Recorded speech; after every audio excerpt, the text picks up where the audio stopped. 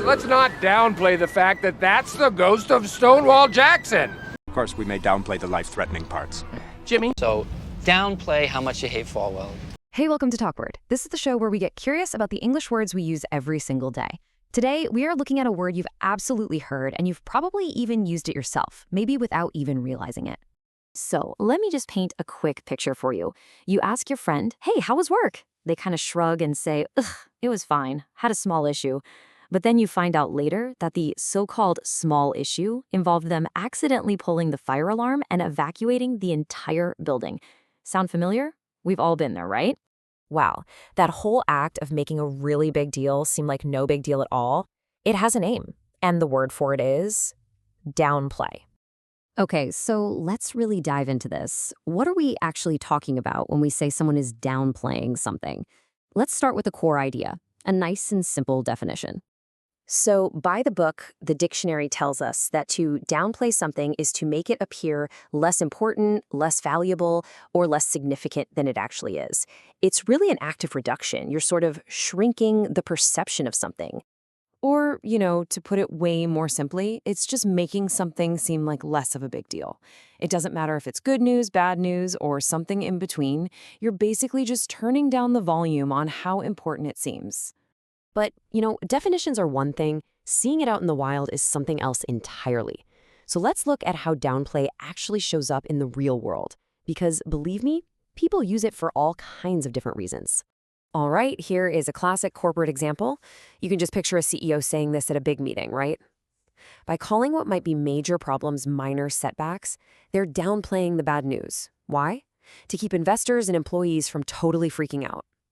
It's a strategy, really, all about maintaining confidence. Now, let's contrast that with something a little more personal. Let's say your friend gets this huge promotion that they've been working towards, but when you congratulate them, they hit you with this. Here, they're downplaying something positive. This isn't really about tricking you. It's usually a form of humility, They're trying not to sound like they're bragging.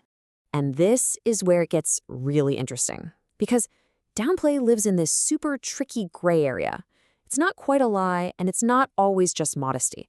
It's something in between. The real key is the intention behind the words. So what's the difference between downplaying something and just, telling an outright lie? Well, to downplay is to take a truth that actually exists and just minimize it. Saying the damage was minimal when the whole place is a mess. That's downplaying. But saying there was no damage, that's a lie. You see the difference? One hides the scale of the truth, while the other hides the truth completely. Okay, and what about modesty? Like we saw with the promotion example, they can look really, really similar. The key difference here is usually the topic and the goal. Modesty is almost always about your own achievements, right? The goal is to avoid seeming arrogant. But downplaying, that can be about anything, good, bad, whatever. And the goal is just to reduce its significance for a whole host of reasons. So that kind of brings us to the big question. Why? Why is this such a common, universal part of how we talk to each other?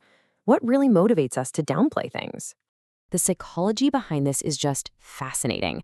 I mean, look at all these varied reasons. We might downplay a health issue because we don't want to worry our family. Or, like we said, downplay a win to seem humble. But it can also be a tool for control.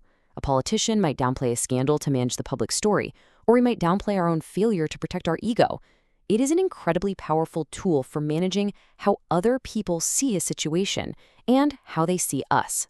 So, if you take just one thing away from this, let it be this. When you boil it all down, downplaying is a communication strategy. It's all about managing perception by intentionally making something seem less important than it really is.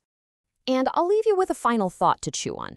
Now that you can spot it, now that you have a name for it, where are you going to start noticing people downplaying things? In the news? At your job? Or maybe, and this is the interesting part, maybe even in the things you say yourself. Hey, if you enjoyed breaking this down and you want to keep learning, you should definitely check out our companion app, Talkword. You can find it in your app store, and it is packed with deep dive explanations just like this one for thousands of English words. Thanks for hanging out with me.